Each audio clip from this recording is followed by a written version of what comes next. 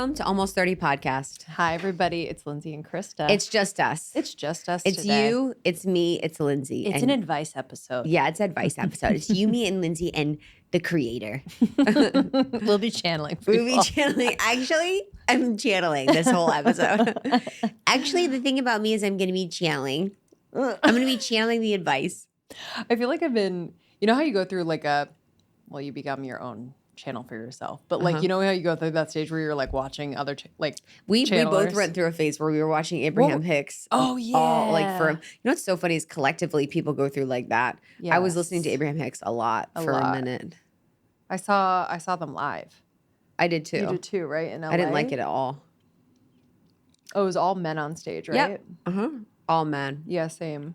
And I'm not like that. Like I'm not like, oh man, where's the women?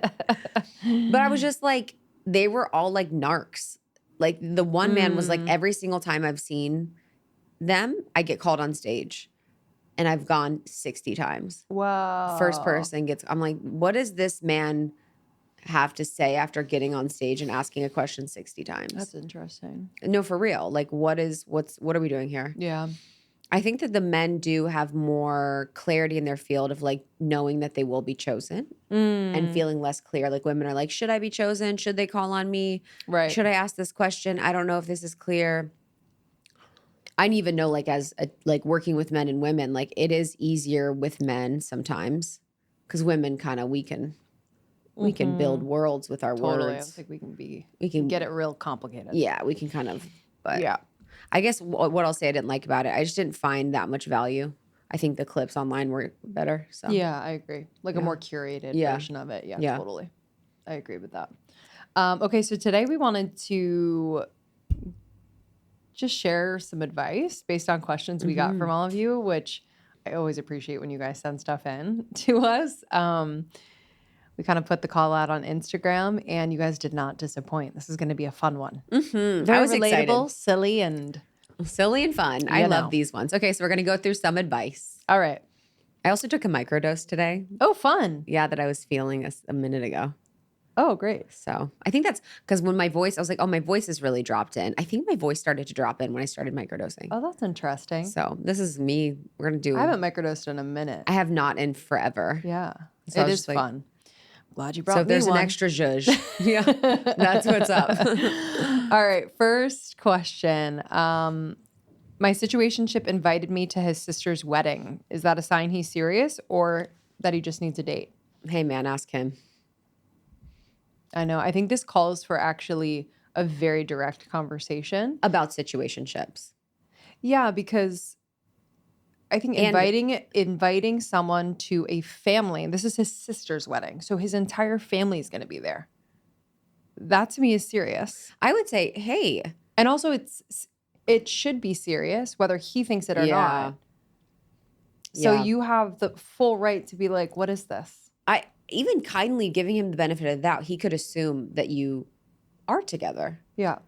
You know, giving him the positive benefit, assuming positive intent. Maybe he assumes that you guys have a label and that you guys are together. And so I would just playfully say like, hey, like, who am I to you? Mm-hmm. Who am I in How are we introducing each other? Who am I in this ecosystem of your world? How am I being introduced? Like, I just want to be aware. It needs to be very lightly done. Also, situation. Maybe I'm getting too old. Situationships are like, we're either dating or we're not.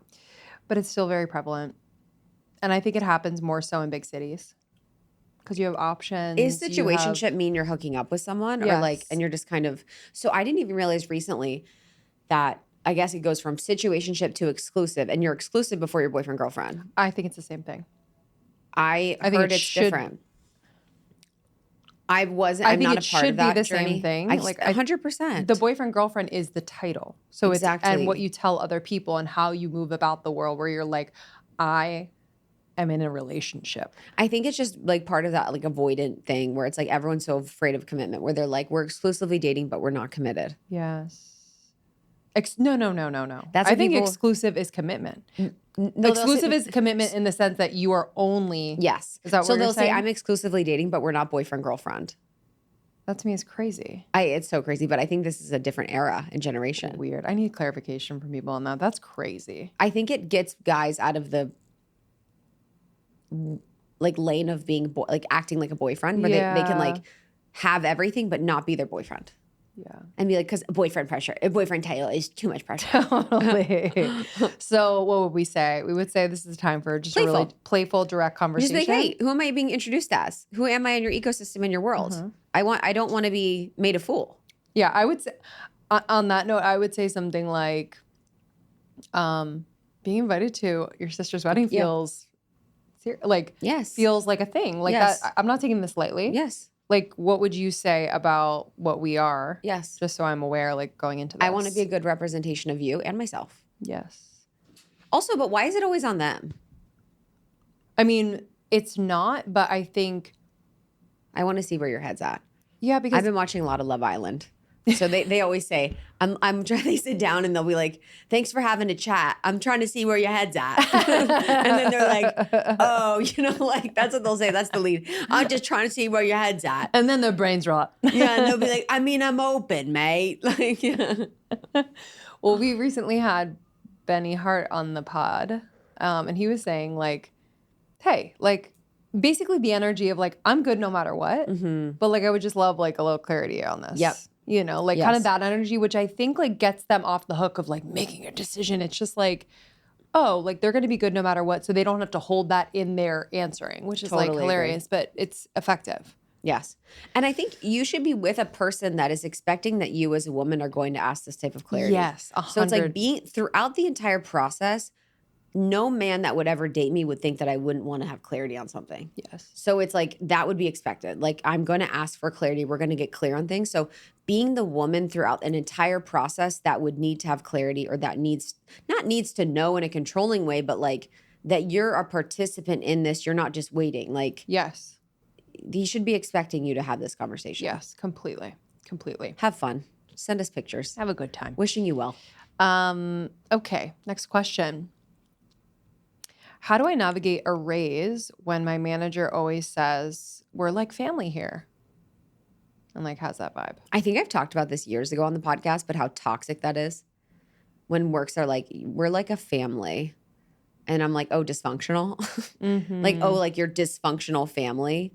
Because think about it, most family units are dysfunctional. Right. And all the times bosses use that manipulative language to sort of take advantage of you. And use that as loyalty, where it's like family has we are family, there's the assumption that you give up for family. You sacrifice. You sacrifice for family. I'm looking out for you as someone who's your family. Yes. And this is like an exchange of some sort. So I would be like, if my boss said, hey, I'm looking for a raise, like da-da, and he was like, oh, we're family. And I'd be like, what do you mean by family? And he's like, oh, and I would keep asking, putting the question back. What do you mean by family? Oh, well, we're all working together for this common goal, and, we have shared vision and interest. Yes. And what does that have to say? What does that mean about what I'm paid? Yeah, 100%. Like, it's like, what? Yeah. And I just think, remembering that this is not a familial context. Like, just kind of grounding yourself in that. Where you can even say, that makes me uncomfortable when you say that. Yeah. I would never want that. I'm like, I don't want to be your family. And if there are any aspects of your experience that do not scream family, like, I think it's totally fine to like kind of bring that up. And maybe even saying like, I respect you and I enjoy working here.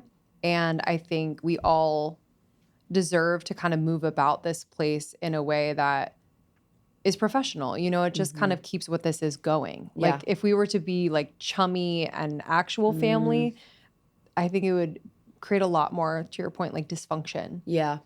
But I don't think we need to harp on the family thing. It's just keeping in mind that if he's saying that a lot, like he's also a lonely person. A manipulative. Also, you're a very lonely person. If ever all your employees that are paid to be around you are your family, I don't know what's up with your life. But I think that's such a vibe of like someone, if I'm thinking about like, kind of the CEOs in the news, like, a WeWork, like kind of culty, weird, like we're family here, we're creating this we're in the thing. trenches. We're in the trenches together. And it garners this energy that really can prey on people who maybe don't feel a part of something. There's so many companies like that WeWork. I just saw a documentary on American Apparel. That was big one. Big. Oh my God, big one. Yeah, there's a lot. I think Uber had a potentially a similar one. But yeah, you're not a family. You know, you can be on mission with people. You could, be, it's like you can be connected. You could be friends with people, but it's like. I even remember early on with our team being like, I don't want to ever be like, I love them. I love every one of them, but I don't want them to ever be like, we're family. Because then there is a manipulative aspect of that because I have a power. And so to say that is just manipulative in itself. Yeah, it's 100%. And it's also a fine line that we've walked because, like we're a small team. Yeah. Do you know what I mean? So like it's hard not to sit down in a meeting and like catch up and not catch up on personal things. For sure.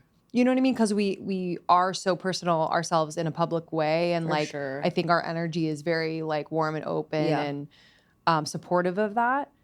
And so like we've had moments where we've had to have like more like direct professional conversations, but we're also feeling a little weird because I think over time we've gotten better about this, but like feeling a little weird because we have that closeness with someone that works with us. You know what's interesting is thinking back on that. I'm like, it's interesting because I was having a hard time when I was so in my masculine and I didn't really know how to be in my masculine and then also be in my feminine of like the mothering, kind of element. So it felt like a very different like I was like, I am telling you what to do or I am being your mom. Like I am loving you or I'm telling you what to do. Yeah. And those felt very far from each other.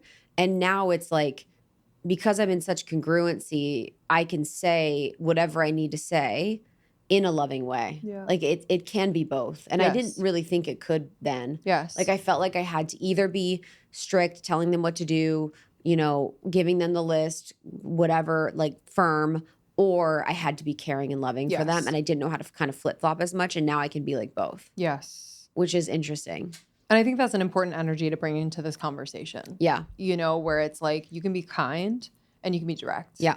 And also, what's that part of you, that smaller part of you that's potentially, using this one bit of language to prevent yourself from asking for the raise? Right. So him also saying that has nothing to do with your raise. So a lot of times when people self-sabotage, they'll find little things, I want to ask for a raise, but I'm not going to because I know our company just did budget cuts or they had layoffs or whatever. Right. And it's like that maybe has nothing to do with you. So you need to figure out the truth. Like what is true? I need to ask to find out what is true. Like I want a raise. He's going to say whatever he's going to say. And it's a little bit of that codependency where you're like, I'm predicting that he's going to say that we're family. And so I'm no longer asking for a raise. You are cutting yourself out of something because of an assumption. We don't know if him being family is going to negate you from getting a raise. Yes. He could be like, we're family. I'm going to give you double. Like that also could go the other way. So we just don't know. And so you have to act to figure out what the truth is. Yes. And I think you have to ask for that raise. I agree. Okay, next one. I don't want to go to another bachelorette party in Nashville. How do I tell my friend I'd rather give her like money, like $500 than wear a cowboy hat again? Oh my God, so real. It's funny because I've kind of jumped the shark a little bit, like where it was like, did a lot of them and was like, yay. And then was like, oh my God, I hate them. And now I've come back around where I'm like, these are fun. And I'm like, let's put on those cowboy hats. Let's put on those sashes. I was like, let's do it. Now it's like the novelty has come back again where I'm like available for it. Yeah. I think I've never gone through a season where I had a ton and I'm overwhelmed and I'm like totally burnt out by them. But I personally am someone who wouldn't love to be on a full-blown long weekend schedule with 20 other people and like feel beholden to the costumes that I have to wear, the theme nights, the whatever. And I think that in doses is so fun. But I would offer, because I had a few friends do this recently, because I do think this is actually a common feeling. And they opted into not the whole time. So they were like, I'm going to come for, and whether you give an excuse or you just say directly, like, I think my capacity is like 2 days, and just know that that's not personal, but like, whatever. Totally. God, there's just a part of me too. I don't know what this part of me is, but it's like that I'm like, oh, where are we going as a culture? Where people are no longer just doing what everyone wants them to do anymore. We're all falling apart. Like, I'm like, really? In the future, how are we going to come together ever? But a bachelor party is very specific. For sure. But I'm just like, God, back in my day, you did everything out of fear of being left out. And like, you know what I mean? Your fear would just drive you to participate in everything. And now I'm like, people have their own identities. Like, I know. And their own perspectives and opinions, and they're following that and they're speaking their truth. But it's I think also what these weekends are, it's like a huge commitment. It's a financial commitment. Girl, it's the financial a preparation commitment in terms of like, I need to get outfits for every single thing we do. I have to like, look great or whatever the thing is. And then you also have to prepare for what you're leaving behind. Maybe you have a family, maybe you don't, maybe you have work. Like there's just so many things that go into a weekend that's not for you, which is fine, but it's not for you. And then you also don't know what the outcome's going to be, which is fine. We love the unknown. But not knowing like who's going to be there, or oftentimes it's a mixed bag of people. So I think it could be absolutely so surprisingly beautiful and fun. And I definitely think opening up the possibility for that in your heart of like, this could be so much better than I think. And the lead up is just more painful. But if you have like some hard lines around like whether it's being able to afford it or just like being so burnt out, maybe you like plan a whole day or a day, like a sleepover somewhere with just the bride. Love that. And you're like, I want to do that for you. Yeah. Or I want you to come over and like, we're going to like, I'm going to get a little chef for us and we're going to have a night, like whatever. But there are options, I think, outside of just like saying a just hard no. I agree. Can I come for one night? Can I do something special for you outside of this weekend? Also, your clarity around that boundary is usually like received. Like I remember years ago, I was like doing this bachelorette with someone, and I remember I ended up doing everything and the other friend didn't do anything. And it was because she was so confident at the beginning about what she could or couldn't do. She was like, hey, I can't do this. I can do this. I can help with this. I'm going to be here. And I'm like, and it was like everyone knew from the jump. But me, I was just kind of like, I'm going to fill in the gaps and do everything and try. And then the bride was mad at me because I was like the one that was like, you know what I mean? Like kind of weak and available. And like, I was like, wow, like if you're clear and upfront and just confident in it, like, hey, babe, Nashville's not going to work. This is what I'm going to do for you. I love you very much. Yes. Like, it's just being like, it's clear. It doesn't give them the opportunity to punch the wobble that you're in. Yeah, no wobbling. Don't be wobbly. I mean, that's me, 12-minute voice note. I'm like, hey, so something about me. I also think, I wonder if bachelorettes are dying a little bit. I didn't have a bachelorette. I think it's much more. Too stressful. I didn't either. We were talking to Elizabeth of the wellness process the other day, and she was saying how her dream would be to take all of her girlfriends to like a wellness retreat or like a, wellness spa moment. Yes. Which I think is like so much more our speed and probably our audience speed too, where like you're going to feel well after the weekend and have relaxation time and have, that spa time and not have it be this up, alcohol potentially, like, that type. Yeah. Of traditional bachelorette. That type. Okay, good one. Next question. My fiance plays video games until 2 a.m. every single night. How do I get him to log off without sounding like his mom? Hey, honey, let me tell you something. There's way more issues than him being on video games. Something's going on with your husband or your partner, mentally, spiritually, and emotionally, if they're playing video games till 2 a.m. They've either been abducted, there's an entity, he's depressed, he has problems. I'm saying that in jest and in deep seriousness. Yeah. You are not well playing video games until 2 a.m. Because what are video games? They are an escape. Numbing. So it's just like there's also a social element to video games now, which I don't play video games. No, but they're on the thing. Your man that's finding social on video games. But think about sometimes I watch like sports series, Okay, like here we Quarterback go. on Netflix. Anyway. Oh, yeah. The Joe Burrow one? Yes, so good. I know. Let me talk about that thing. But they're playing video games. And if I think about like, they're also multimillionaires. They don't get to see their friends from home. So maybe they're hopping on with their friends, right? Like on a regular basis. This is a good perspective. This is their numbing for a hot second, just to kind of turn off their brain, just like if we watch YouTube or turn on something like Love Island, right? Like, so I think there's an element of it that in doses can be totally fine. It's annoying. I hate seeing a grown man playing video games. I think it's the most unattractive thing. Probably top 5. Yeah, I agree.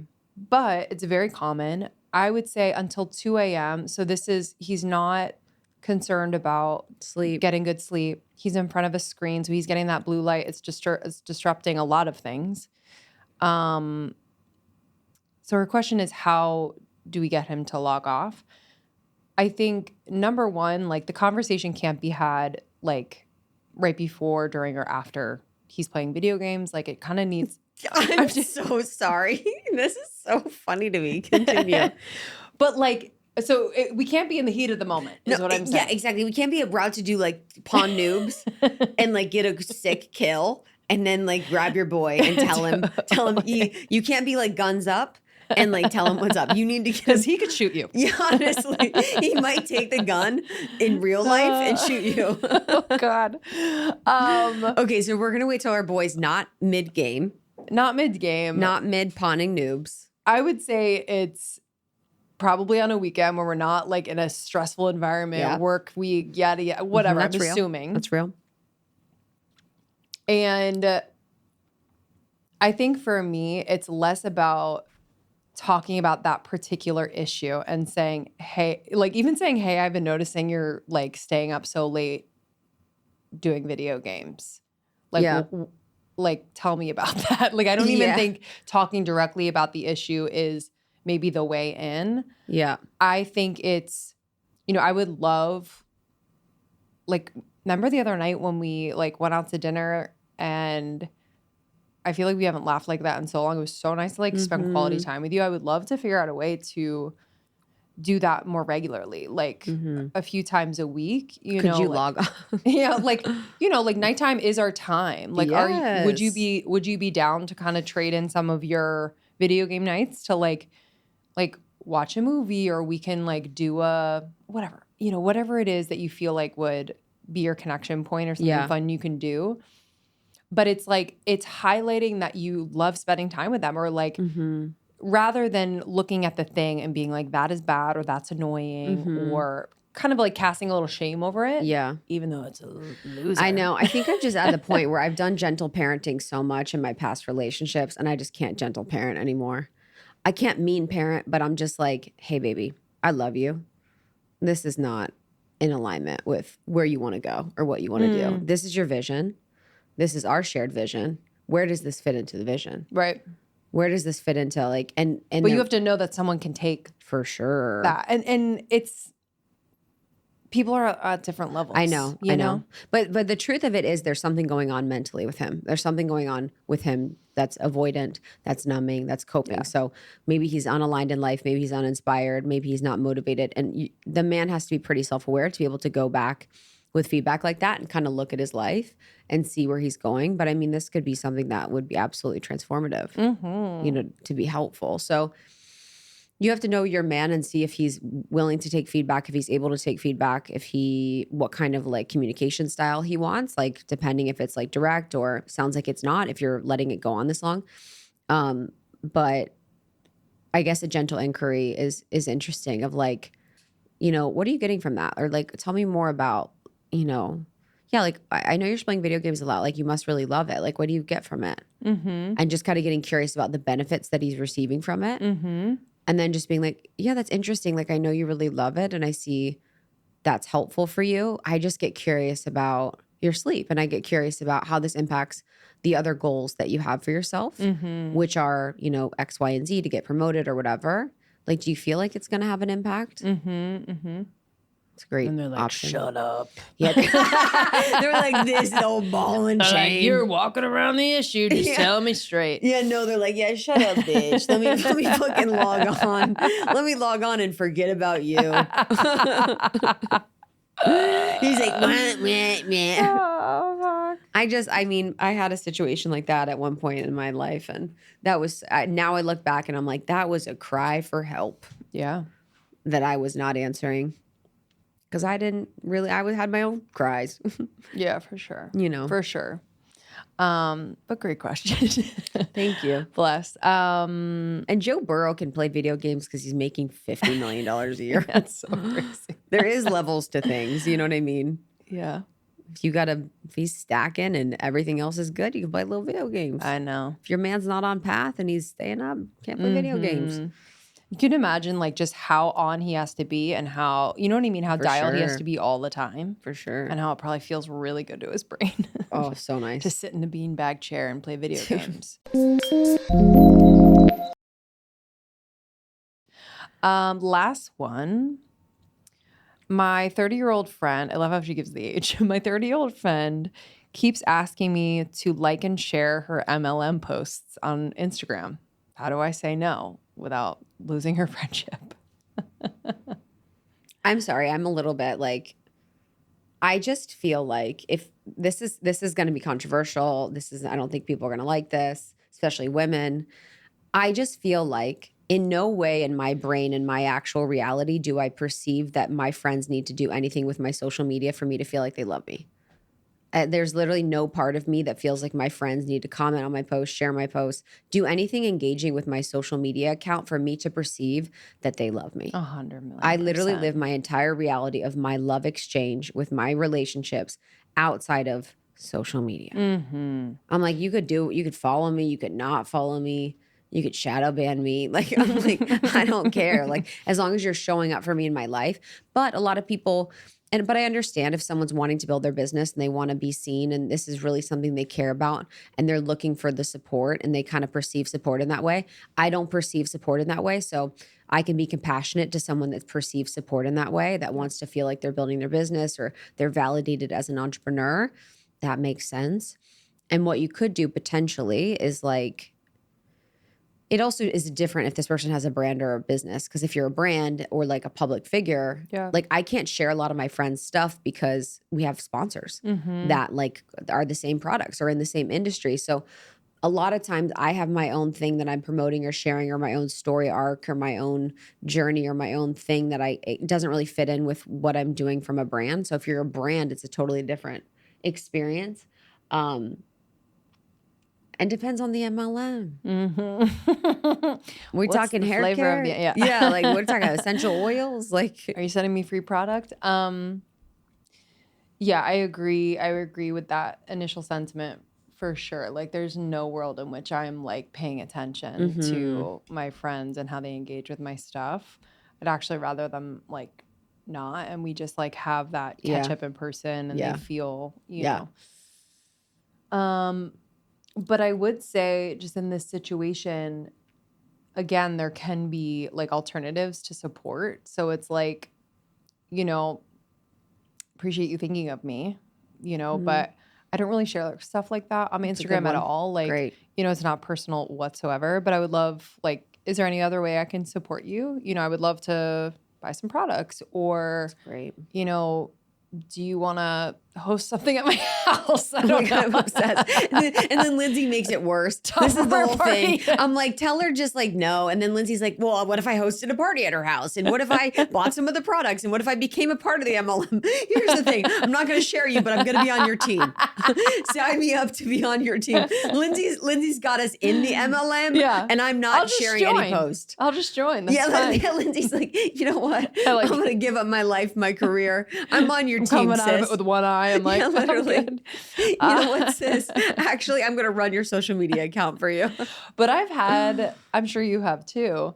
I've had people ask me to share things. Someone just asked me yesterday. And I said yes. Very good. And I will. It depends on what it is, right? Like, I'm trying to think of something that I wouldn't share. Yeah, there are a lot of things that I wouldn't share, actually. You know, I had a friend a long time ago who was really big I became friends with them. They're really big in this space, and they said no to me. I asked them to share something early on. It was like, 10 years ago, 9 years ago. And they said no. They're like, I can't. I have other stuff to share. And it actually was really helpful. I was like, oh yeah, like of course you do. Like 100%. I was like, thank you for saying no to me. Like, yeah, blessings. Yeah, I don't feel a type of way about saying no, and it's, usually just like, let me know if there's any other way I can support. That's always a risky, open-ended question, but either it's, I don't really share just generally like that lately, and